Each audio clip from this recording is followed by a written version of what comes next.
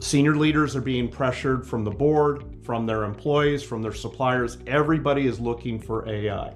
How should they be looking at this entire landscape and bringing that ERP into an AI era? Well, my advice for IT leaders and for business leaders is you can't wait for your existing traditional providers of technology to build AI into their solutions. By the way, just within their silo, just within their set of functions, disconnected from the rest of the other applications you have. Most organizations have 300 plus applications within their portfolio. You can't have 300 separate AI strategies.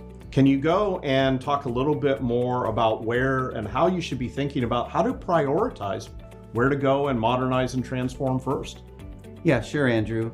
I think it's important for organizations to assess their functions, their processes, their capabilities, and roughly sort them into a couple of categories. First, you've got a whole set of processes and supporting applications around kind of your basic commoditized capabilities, right? These are not differentiating, but they're mission critical oftentimes. You need them to be good to run the business, but you're not going to achieve competitive advantage here, okay, right? But you need them to run the business. Separately, you've got capabilities that are differentiating. It's a new business model. It's a new way of doing business. It's business processes that may, drive competitive advantage by being faster, by being better.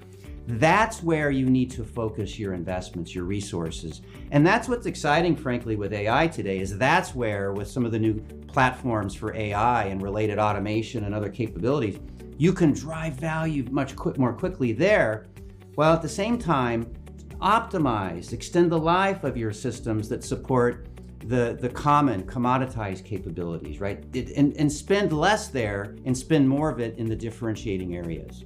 So with our new partnership with ServiceNow, this is bringing some of those new capabilities to bear, new experience, automation, intelligence, and AI.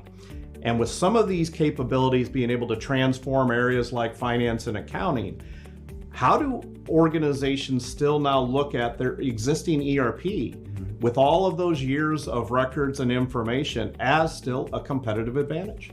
Yeah, well, ServiceNow changes the game for enterprise software customers and ERP customers. And what I like about it particularly is you're able to drive this innovation, including AI, automation, single pane of glass visibility across the organization, and a variety of other benefits much more quickly without having to actually change or do anything relative to the mechanics of your ERP system, your enterprise software capabilities. Famously, for many organizations, that's a very complex area with hundreds of applications that are very complicated and actually, in many respects, prevent innovation, right? So with ServiceNow, over the top of these applications, you can move much more quickly, provide a modern user experience, right? All the benefits of that new platform.